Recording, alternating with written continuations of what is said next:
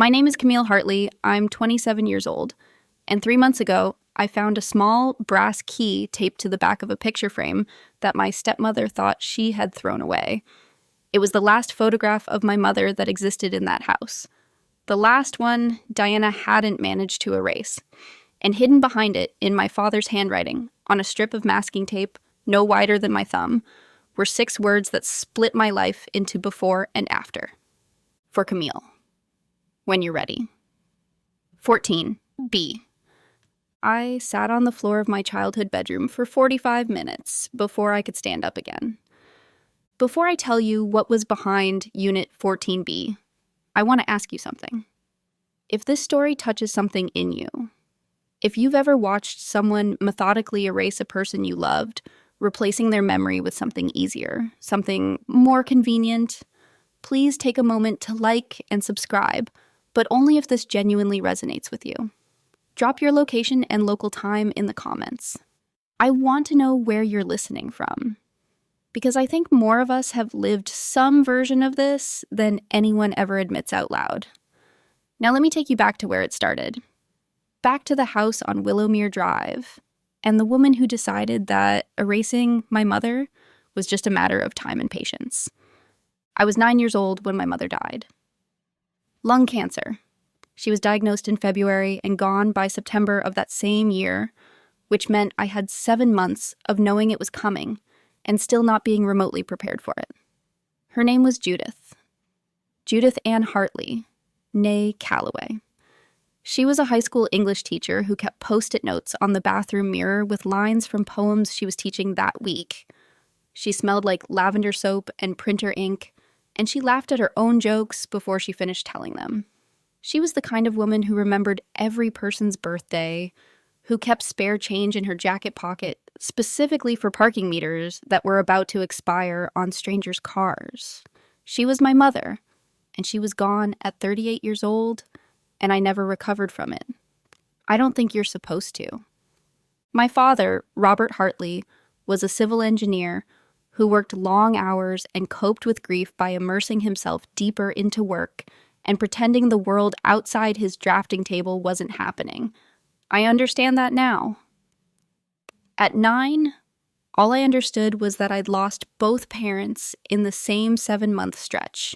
One to cancer, one to a kind of walking absence that looked like a father but felt like a stranger wearing his face. We lived in a 4-bedroom colonial on Willowmere Drive in Crestwood, Ohio. It was a beautiful house. My mother had picked out every detail. The cream-colored kitchen cabinets, the navy blue front door, the window seat in the living room where she used to grade papers on Saturday mornings with a cup of tea getting cold beside her. That house was full of her. Every corner held something of her. For the first year after she died, I used to walk through every room just to feel her there. The framed print of Mary Oliver's wild geese in the hallway, the yellow curtains in the kitchen she'd sewn herself because she said store-bought ones never hung right.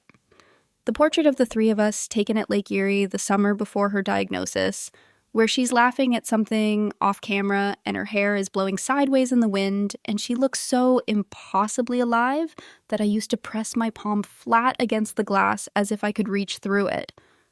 My father met Diana Kowalski 18 months after my mother died. He was 41. She was 34. She worked in the administrative office of the engineering firm where he was a project lead, and I think what attracted him to her was that she was uncomplicated in a way grief never is. She didn't ask hard questions. She didn't want to talk about Judith.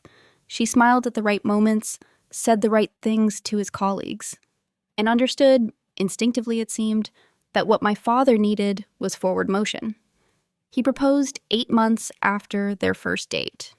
They were married in a small ceremony in June, 14 months after they met, which means my mother had been gone for exactly 32 months when Diana became Mrs. Hartley. I was 11 years old, and I was a bridesmaid in a pale pink dress that Diana had chosen without asking me what my favorite color was. It wasn't pink. I remember standing in that receiving line, shaking hands with people I barely knew, and noticing that not a single person mentioned my mother. Not one. It was as if she had never existed. As if this was the original story and everything before it was a rough draft someone had thrown away. I should have paid more attention to that, because Diana had been paying attention. She was already planning. The first photo disappeared within a week of the honeymoon. It was a small framed snapshot from the hallway table, my parents on their wedding day, my mother in a simple ivory dress, my father looking at her like she was the most astonishing thing he'd ever seen. I noticed it was gone on a Tuesday. When I mentioned it to my father at dinner, he glanced at Diana, and something passed between them that I didn't have the vocabulary for at 11, but understood completely now. An arrangement. A signal. "She's making our house feel like a home. Camille," he said, not looking at me. I wanted to ask who's home, but I didn't. The photos came down slowly at first, one every few weeks. The portrait from Lake Erie. The Christmas photos where my mother wore her ridiculous reindeer sweater and made us all wear matching ones. The school picture of me at 7, where she'd curled my hair and I'd felt like a princess. Each disappearance was quiet, gradual, deniable. Diana was redecorating, my father said. Updating. Freshening things up. New frames, new gallery walls, new family portraits where Diana stood in the center and smiled her careful, practiced smile. By the time that I was 12, there were no photographs of my mother anywhere in the house. Not in the living room, not in the hallways, not on the mantelpiece, not even in my father's study, which had been the last holdout, where a picture of the two of them at a conference in Chicago had sat on the corner of his desk for years. One day it was there. The next it wasn't. I checked behind his chair, in his desk drawer, in the wastebasket under his desk. Gone. My mother had been systematically removed from her own home, the place she had chosen, designed, and loved, the place where she had died, in the bedroom upstairs, holding my father's hand and mine. Diana had walked through every room and made a decision about what belonged and what didn't, and my mother, my entire mother, had been decided against. I was 12 years old, and I understood for the first time what it meant to be erased.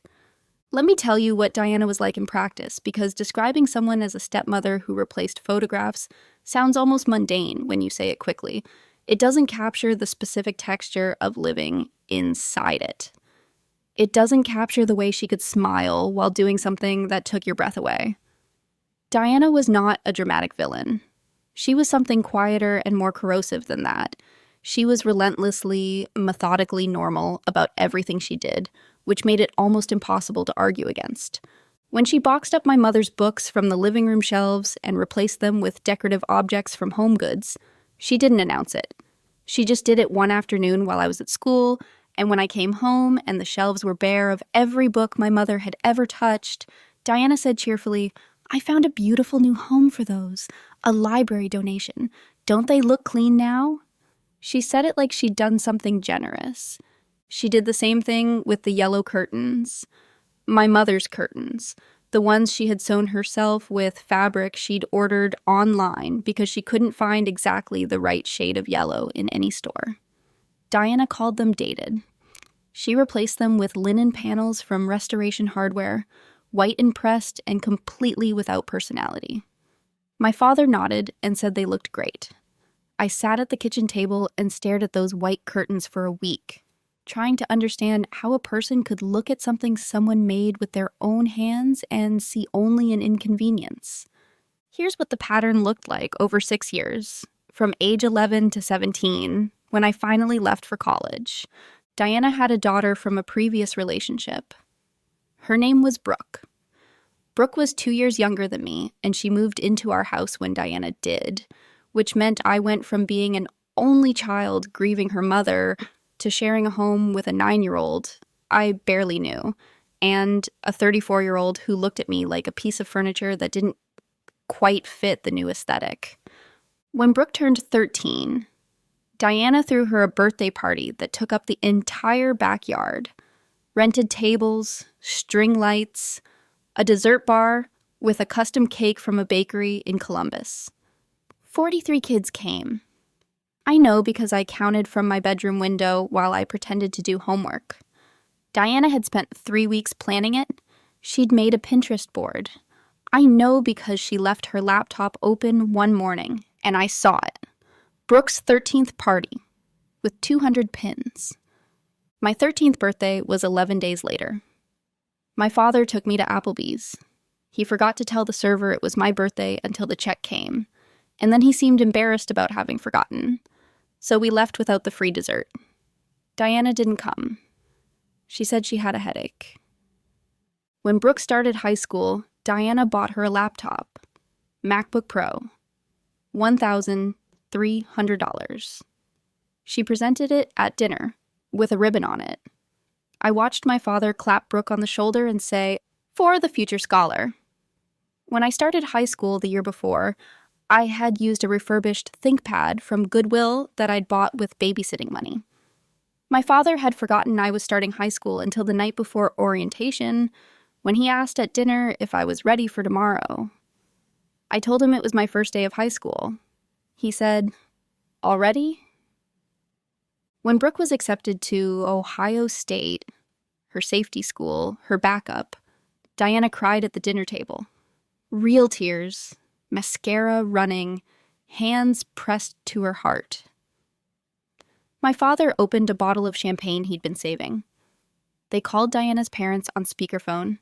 They toasted Brooke's future. They talked for an hour about what dorm she'd get, what her major might be, what clubs she'd join. It was a beautiful night for them. And I sat across that table and smiled and said congratulations and meant it, because Brooke had never been unkind to me. She was just living the life that was handed to her. When I was accepted to Case's Western Reserve University on a partial merit scholarship, a school that objectively had a significantly higher acceptance standard than Ohio State, my father said, "That's great, Cam," and went back to reading his newsfeed. Diana said, "You'll want to think carefully about the finances." There was no champagne. There was no phone call. There was no toast. There was leftover pasta and the sound of Brooke upstairs playing music in the bedroom. That used to be my mother's craft room. I paid for college with $14,000 in scholarships, $22,000 in student loans, and 3 years of working 20 hours a week at a campus coffee shop called The Daily Grind. I graduated with a degree in finance and a debt load that took me 4 more years to pay down. Brooke graduated from Ohio State debt-free. Diana and my father paid her full tuition, plus her apartment, plus a monthly allowance of $800 for living expenses. My father paid none of my tuition. When I asked once during my sophomore year when I was genuinely struggling to make rent, he said something I have never forgotten. He said, "Diana and I need to think about our family first, Camille. You're resourceful. You always figure it out." I didn't respond. I just nodded. Because by then, I had developed a very particular skill for swallowing things that should have destroyed me. But here's what I couldn't swallow. The thing I came back to over and over, every time I thought about that house.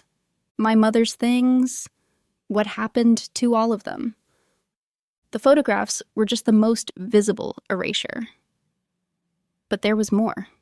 My mother's jewelry box, a mahogany box with a ballerina that still turned, disappeared from my parents' bedroom when I was 13. When I asked, Diana said it had been stored away for safekeeping. My mother's good china, the Wedgwood set she'd been given by her own mother, was replaced by new dishes Diana picked out from crate and barrel. I found one of my mother's teacups in the basement once, wrapped in newspaper at the bottom of a cardboard box. I took it to my room and kept it on my desk for 5 years. It was the only thing of hers that remained in that house. One evening, when I was 15, I found Diana in my father's study going through a box of papers. She didn't see me at first. She was pulling things out, looking at them, and setting some aside in a stack. I stood in the doorway long enough to see that the stack was mostly photographs. Old photographs. My mother's handwriting was on some of the envelopes. When Diana finally saw me, she didn't flinch. She just smiled and said she was organizing. "Your father asked me to help him sort through some old things." I looked at the stack. I said, "Those are my mother's." She held my gaze for exactly 3 seconds, then went back to the box. "I'll make sure anything important is kept safe." I went upstairs and sat on my bed and thought about the fact that my mother's definition of important and Diana's definition of important were probably not the same thing. I was 15, and I was already learning that some battles you know you've lost before they start. That night, I heard my father and Diana laughing downstairs over something on television. I pressed my face into my pillow and thought about the Lake Erie photo, about my mother's hair blowing sideways, about how alive she had looked, impossibly alive, and how no one downstairs seemed to remember she had ever existed at all. There was one person who did, though. My Aunt Rosalind, my mother's older sister. She lived 2 hours away in Pittsburgh, and she called me every month without fail, always on the same Sunday, always at 7 in the evening. She never pretended my mother hadn't existed. She told me stories, memories I didn't have because I'd been too young. She was the person who kept my mother alive for me when everyone else in my daily life seemed committed to letting her disappear. She also, I would eventually learn, knew about the storage unit. My father died 14 months ago. He was 61 years old, a massive stroke, sudden and total. He was at his desk on a Thursday afternoon, and by the time the paramedics arrived, he was already gone. I got the call from Diana at 4:47 in the afternoon on a Thursday in October, and I remember the exact time because I had just looked at my phone to check if a client email had come through, and the next thing I saw was Diana's name on the screen, and I knew before I answered. The way you sometimes know. I drove 4 hours to Crestwood. I cried the entire way, which was strange because my relationship with my father in his last years had been complicated and distant and full of the specific grief of loving someone who kept choosing a version of you they found more convenient than the real thing. I cried for who he used to be, for who he was before my mother died and he forgot how to be a father, for the man in the Lake Erie photograph who looked at his wife like she was the most astonishing thing he'd ever seen. I cried for that man because I missed him and because I'd never really gotten him back. The funeral was managed entirely by Diana. This was not a surprise. It was a perfectly tasteful service at the funeral home in town, followed by a reception at the house on Willowmere Drive. Casseroles and condolences and the careful choreography of grief performed for an audience. Diana wore black beautifully. She received people at the door with the composed dignity of someone who had practiced the role of widow for a long time. I stood in the living room of the house where I grew up, the house my mother had loved, and looked at the walls and felt the absence of her like a physical pressure in my chest. There was not a single trace of her left. Diana had completed the erasure so thoroughly that if you didn't know, you could walk through that entire house and never suspect a first wife had existed at all. It looked like Diana's house from foundation to roof, her furniture, her art, her family photographs, her and my father and Brooke, smiling in matching Christmas pajamas the way my family used to smile in matching Christmas sweaters. My mother had been a ghost for 15 years. My father had allowed it. And now he was gone too, and I drove home after the funeral thinking that maybe some things just stay lost. The will reading happened 3 weeks later. I sat in the office of my father's attorney, a man named Gerald Foss, in a wood-paneled room that smelled of old paper and coffee. Diana sat across from me, next to Brooke, who had flown in from Columbus. I had not been told anything about what to expect. No one had called me in advance. No one had suggested I bring my own legal representation. I came alone in a blazer I'd bought specifically for the occasion, feeling like a student who hadn't been given the study materials. Gerald Foss read the will. The house on Willowmere Drive went to Diana. The investment portfolio, valued at approximately $340,000, went to Diana. The retirement accounts went to Diana. A savings account containing $18,000 went to Brooke. To me, my father left his personal effects, which Foss described as clothing, books, tools, and the contents of his home office. No dollar amount, no property, no account. Diana did not look at me when Foss finished reading. She straightened the strap of her handbag. I drove to a diner 2 miles from Gerald Foss's office. I ordered a coffee I didn't drink. I sat in the booth for an hour. And then I called Aunt Rosalind. She answered on the second ring. I told her what the will said. There was a long pause on the other end of the line. Then she said, "Camille, he left you the personal effects. All of them?" I said yes. She said, "Go back to the house. Go through the study. Look behind things. Not in things. Behind them." Her voice was careful. Controlled.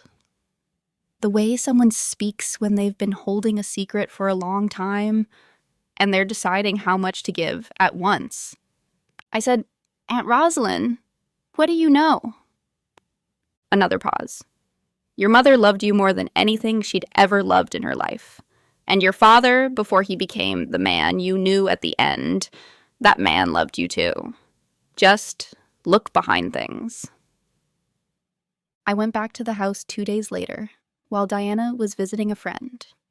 I told her I was there to collect my father's books, which was true, and she gave me a 2-hour window with the clear implication that I should not overstay it. The house felt different when it was just me, quieter, like it was waiting. I went through the study first. I went through the bookshelves, pulling each book out and fanning the pages. Nothing. I checked the desk drawers, the filing cabinet, the credenza. I found old project documents, tax returns going back to 2008, a warranty card for a dishwasher they no longer owned. Nothing. I was about to give up when I saw it. On the bookshelf, in the back corner of the bottom shelf, tucked behind 2 outdated engineering reference books that no one had touched in a decade, was a picture frame lying face down. The frame was plastic, cheap, the kind you buy at a drugstore. I hadn't seen it before. It wasn't the kind of thing Diana would have chosen. I turned it over. It was a photograph of me and my mother. I was about 7 years old. We were in the kitchen of the Willowmere house, and my mother was teaching me something. Her hands were over mine, and we were both looking down at whatever we were making, and her face in profile was so familiar and so gone that my throat closed completely for a moment.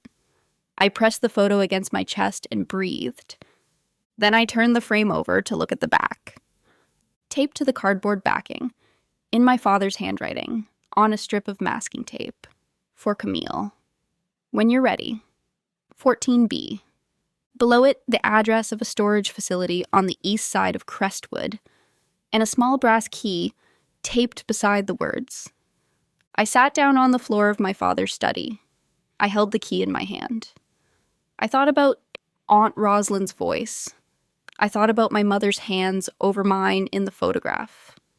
I thought about 7 years old in a kitchen that still had yellow curtains. And I thought about the fact that my father, whatever else he had been, whatever failures he had accumulated, whatever silences he had chosen, had put this somewhere for me to find. Had known I would eventually go through his study, had known I was the one who would think to look behind things. He had been counting on the fact that I was exactly like my mother, that I paid attention, that I didn't give up. I drove to the storage facility that same afternoon. Unit 14B was on the ground floor, near the back. The brass key fit the padlock perfectly. The door rolled up with the sound of metal on metal, and I stood at the entrance for a full 30 seconds before I stepped inside. It was filled floor to ceiling with my mother. Let me tell you what was in that storage unit. Because the list matters. The details matter. This isn't sentiment for its own sake. This is evidence of a man who knew, on some level, what was being taken, and chose to save what he could. There were 43 framed photographs. I counted them. Every photograph that had ever hung in the Willowmere house. The Lake Erie portrait, the Christmas sweater photos, my mother's wedding portrait, framed separately, the one where she looked at my father like she'd discovered something she hadn't known to hope for, my parents' engagement photos, my mother's photos from college, photos of her with Aunt Rosalind when they were girls. A photo of my parents on the night they bought the Willowmere house, standing in the empty living room, raising a bottle of champagne, grinning like they'd won something. There were boxes, 14 of them, labeled in my father's handwriting. Judith's books, Judith's china, Judith's craft supplies, Judith's jewelry. I opened the jewelry box first, the mahogany box with the ballerina. I wound the key on the bottom, and the ballerina turned and the music played, a tinny, sweet version of Swan Lake, and I sat on the concrete floor of that storage unit and cried until I couldn't anymore. There were 2 envelopes taped to the inside of the storage unit door. One was labeled Camille, one was labeled for the lawyer. I opened mine first. It was 3 pages in my father's handwriting, dated 8 months before his death. He wrote that he was sorry, not in a vague, performative way, in specifics that made the apology feel real and devastating simultaneously. He wrote that he had known what Diana was doing from nearly the beginning. He wrote that he had told himself he was choosing peace, choosing stability, choosing to give me a functioning home rather than a battlefield, and that he had been lying to himself for 15 years about whether that choice had actually served me. He wrote that he watched me leave for college and work 2 jobs and graduate with debt and build my life from nothing, and that every time he watched it, he told himself it proved I didn't need help, that I was strong, that I was fine. He wrote that he understood now that strength isn't the absence of need. It's the presence of no other option. He wrote that my mother had made him promise something in the hospital in September, 8 months after her diagnosis. She had known she was not going to survive. She had asked him to protect me, not just in the way a parent protects a child from immediate harm, but specifically, legally, financially, to make sure that when the time came, I would have something that was mine, something no one could take or erase or reframe. He had not been able to keep that promise while Diana was in the house. He hadn't been strong enough for that, but he had saved what he could. And he had made a different arrangement, one that did not go through his main estate, one that existed outside the will entirely. At this point, I put the letter down, opened the second envelope for the lawyer, and read the cover page. It was a trust document. Established in 2009, 2 years after my mother died, when my father had apparently experienced a moment of clarity or conscience sufficient to do this one thing. The Judith Ann Hartley Memorial Trust, funded by a life insurance policy my mother had taken out in 2004, 5 years before her death, with a payout of $750,000, which my father had quietly invested for 18 years rather than ever mentioning it existed. The trust named me as sole beneficiary. It had a single distribution condition. It could only be claimed after my father's death, and only by presenting the physical key, which would serve as proof that I had found it myself, which was his way of ensuring I was ready. The trust, with 18 years of investment growth, was now worth approximately $1.4 million. I sat in that storage unit for 2 hours. I read the letter 3 more times. I called Aunt Rosalind and told her what I'd found, And she cried with me over the phone, and she told me she'd known about the trust since 2009 because my mother had told her about the life insurance policy years before she died, and she had always believed my father had done something with it, but she'd never been certain, and she hadn't wanted to tell me until there was something concrete to find. She said, "Your mother planned for this. She always planned for everything." I said, "She really did." And then we both sat on the phone without saying anything for a little while. Then I called a lawyer. Not Gerald Foss. My own. A woman named Patricia Webb, who came recommended by a colleague and who specialized in trusts and estates. I drove to her office the next morning and put the letter and the trust document on her desk and watched her read it. When she finished, she took off her glasses and said, "This is entirely valid. The trust is separate from his estate, which means it was not subject to the will at all. Diana has no claim to it. It's yours." I asked her what I needed to do. She told me the first step was notification, that Diana would need to be informed that this trust existed, that this was not negotiation, it was legal notice. Patricia would handle it. I did not need to be in the room if I didn't want to be. I said I wanted to be in the room. The meeting was scheduled for a Thursday, 3 weeks later. Diana arrived with a lawyer of her own, a man named Craig. Somebody in an expensive suit who shook my hand with the particular confidence of a person who assumes outcomes before they happen. Diana sat down across from me and looked at me with an expression that I can only describe as practiced composure. She had been doing that my whole life, looking at me with that specific calibration of warmth and distance, like I was someone she'd agreed to include, but preferred not to. Patricia laid the trust documents on the table. Diana's lawyer leaned forward to read. Diana watched his face. I watched hers. The moment she understood what she was looking at, something shifted behind her eyes. It wasn't dramatic. It was very small and very fast, a recalculation. The expression of someone who has been absolutely certain of a game's outcome and has just realized the board was different than they thought. Craig. Somebody said, "We'll need time to review this and assess whether there are grounds to contest."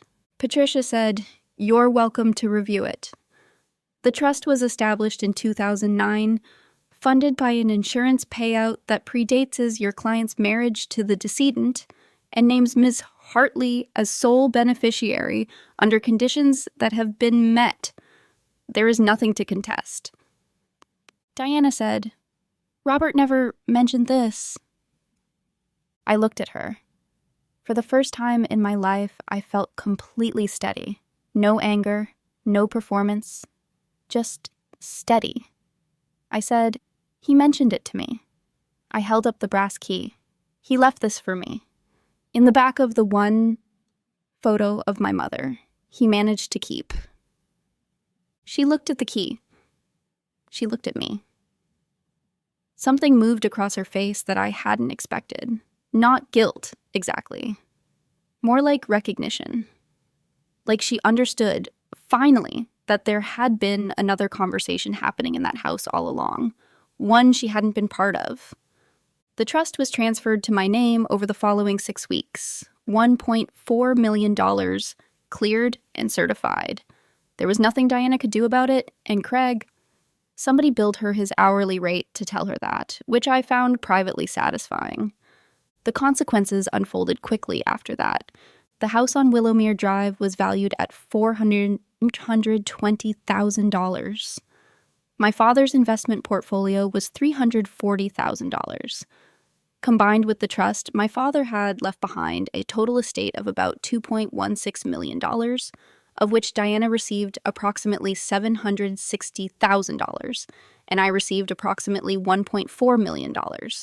She had expected to receive everything. She had structured her entire future on that assumption. The retirement she'd planned, the lifestyle she'd imagined. All of it had been calculated on the full number, and now the full number was not hers. She sold the house 8 months later. She couldn't maintain it on what she had. The market was slower than she'd hoped, and she sold it for $398,000, which, after agent fees and taxes, left her with considerably less than the appraised value. She bought a condo in a suburb of Columbus, near Brook. She posted about it on Facebook as if it were a fresh start. She used the phrase "new chapter." I saw it because a mutual acquaintance sent it to me with a question mark, and I looked once and then put my phone face down. I went back to the storage unit one more time before I cleared it out. I stood in the middle of all 43 photographs and all 14 boxes, and I thought about my mother taking out that insurance policy in 2004, 5 years before she died, when she was 33 years old and healthy and had no reason to think she wouldn't live a long life. She'd done it anyway.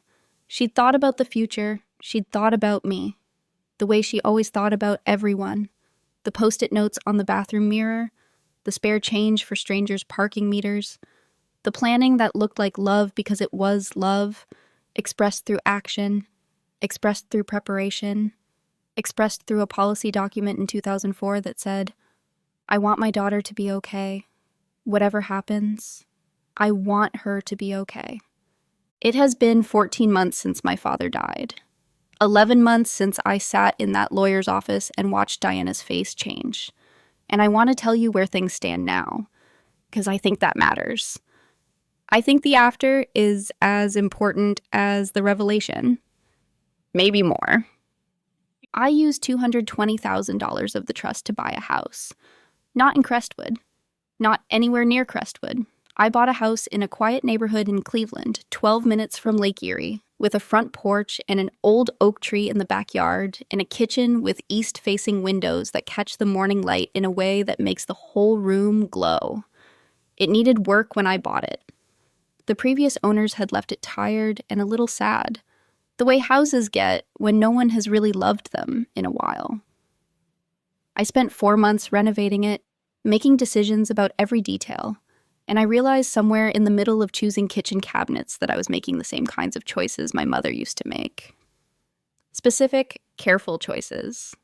The right shade of yellow. The curtains that hang exactly right. I chose a blue front door. Navy blue. Like the one at Willowmere. The 43 photographs are in my house now, spread across every room the way they were always supposed to be. The Lake Erie portrait hangs in the living room, above the fireplace, where it has always deserved to hang. My mother's hair blows sideways in the wind, and she is laughing at something off camera, and she looks so impossibly alive that sometimes I still press my palm flat against the glass. The mahogany jewelry box with the ballerina sits on my dresser. Every Sunday morning, I wind the key and let it play Swan Lake while I drink my coffee. It's the kind of ritual that sounds small and is actually enormous. I kept $900,000 in a diversified investment account that my financial advisor manages. I used $80,000 to establish a scholarship at my mother's high school, the Judith Ann Hartley Memorial Scholarship, for students pursuing degrees in education. The first recipient was announced 3 months ago. She's a 17-year-old named Maya who wants to be a high school English teacher. When I read her application essay, I thought about Post-it notes on bathroom mirrors and poems my mother was teaching. I thought about how a person can shape the future from a hospital bed if they love carefully enough and plan far enough ahead. I used $200,000 to pay off the remainder of my student loans and to establish an emergency fund so substantial that I will never again sit in a diner 2 miles from a lawyer's office, not drinking a cup of coffee, trying to figure out how I'm going to make rent. That version of me, the one who was resourceful because she had no other option, I have enormous compassion for her. She deserved so much better. She deserved the kind of safety net that other people got without earning it. Now let me tell you where everyone is. Aunt Rosalind is well. She's 64 and recently retired from the university where she taught literature for 23 years, and she is spending her retirement traveling to every place my mother ever said she wanted to see. Iceland last spring. Portugal this fall. She sends me photographs from each trip. real photographs, printed and mailed in envelopes with her return address in the corner. She always tucks in a note that says the same thing my mother used to write in her birthday cards: wishing you everything you deserve. She visits twice a year, and we cook elaborate meals, and she tells me stories about my mother that I file away carefully, like keepsakes.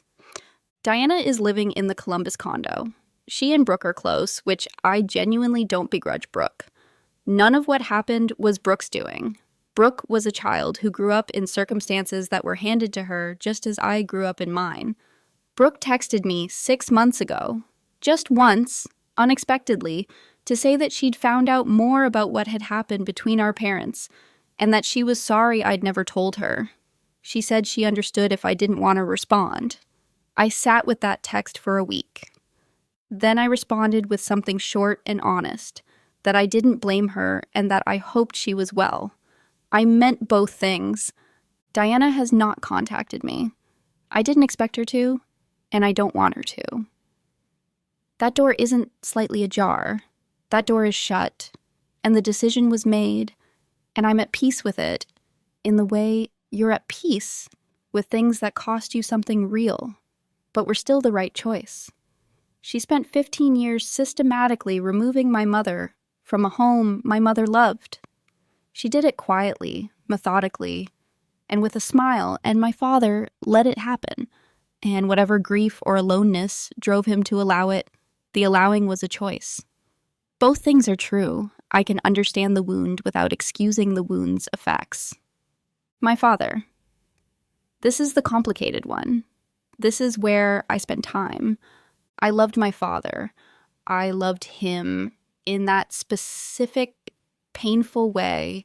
You love someone who was once everything to you and then became something lesser and stranger and still yours. The letter he left in the storage unit, I've read it many times now. I know its rhythms. I know where his handwriting tightens, which is when he was writing something that cost him something to write. There are 4 places where the letters get smaller and press harder into the paper. I think those are the truest sentences. He failed me. That's real and permanent and not something the letter undoes. He watched Diana erase my mother, and he chose peace over protection for 15 years. He told me I was resourceful the way people say things when they want permission not to help. He let me sit at Brooke's graduation and smile and pay my own way through college and never once picked up the phone to say, I see what's happening and I'm sorry and I want to do better. He did not do better in real time in any of the ways that would have mattered most. And also, he saved 43 photographs. He put them in a storage unit and paid the rental fee for 16 years and taped a brass key behind the last remaining photo of my mother, because he knew I was the kind of person who would eventually look behind things. He wrote 3 pages in his own handwriting that named his failures one by one. He took my mother's insurance payout and grew it for 18 years because she had asked him to protect me, and he could not do it with his presence, but he could do it with this. He did the one thing he was capable of doing. It was not enough. It was also not nothing. I've been in therapy for 8 months. My therapist, a woman named Dr. Okonkwo, who speaks in a way that is both very direct and very kind, told me early on that holding 2 contradictory truths about a person is one of the most difficult things a human being can do. That it's easier to decide someone is all bad or all good, because then you know what to do with them. The complicated people, the ones who failed you enormously and also loved you, in their broken, limited, insufficient way, those are the ones that require the most careful holding. I'm learning to hold it. I'm not finished. I don't think you're ever finished with something like this. But I'm learning. Here's what I want to say to you. If you've listened this far, if you've stayed with me through all of it, then I suspect you know some version of this story from the inside. The systematic erasure. The being told, not always in words, that you matter less, that your memories are inconvenient, that love in your house is conditional on which version of you the people in power prefer. I want to say something to you directly, without softening it. You did not deserve that. Whatever they told you about yourself, that you were difficult, that you were too sensitive, that you were lucky to be included at all, none of it was a description of you. It was a description of their limitations spoken in your direction. The person who got erased was not lesser. They were just in the way. There's a profound difference. This story is not about revenge. I want to be clear about that. I did not engineer Diana's outcome. I did not strategize or plot or wait for the right moment to strike. I went to a storage unit with a brass key, and I found what my parents had left for me, and I claimed it, and the consequences for dying. The best revenge, if you're going to call it that, is not watching someone else lose things. It's standing in your own kitchen, in a house you chose, with the morning light coming through east-facing windows, holding a teacup that belonged to your mother, and understanding that the story didn't end where they tried to end it. It continued. It continued in you. Your mother's favorite teacup, your grandmother's handwriting on a birthday card, a brass key taped behind a photograph, the things people leave behind when they love you carefully enough to plan for a future they hoped you'd have. Those things are waiting for you too, in storage units and safety deposit boxes and the backs of drawers and the spines of books, held by people who loved you before the wrong people had the chance to decide you weren't worth it. You were always worth it. You still are. Before I go, I want to tell you one more thing. Last Sunday, I put on my mother's record. She had a small collection of vinyl that Aunt Rosalind had kept for years and recently returned to me. And I danced in my living room, in front of 43 photographs, in the house I chose, with the oak tree visible through the window, and the blue door at the end of the hall, and the mahogany jewelry box playing Swan Lake from the bedroom. And for the first time in a very long time, I didn't feel the absence. I felt the presence. Everything she'd saved for me, everything she'd planned, everything she'd left behind in the hope that I would find it and know you were loved completely, from the very beginning, by someone who saw exactly who you were and found it not just sufficient, but extraordinary. She saw it. She always saw it. And now, finally, so do I. If this story stayed with you, I'd love to know. Drop your story in the comments. Have you ever had someone try to erase a person you loved from your own life? How did you carry them forward? I read every single one. And if you know someone who needs to hear this today, someone who has been told they matter less, that they're too much, that they should be grateful to be included, please share this with them. Sometimes the most important thing is just to know someone else has been in the room and found their way out. Until next time, take care of yourself, not because you've earned it, not because you've proven anything to anyone, simply because you exist, and that has always been enough. The teacup is on my desk as I write this. It's enough. It always was. Content. My parents told me I wasn't real family until a 25-year-old trust proved who the real heir was. TXT.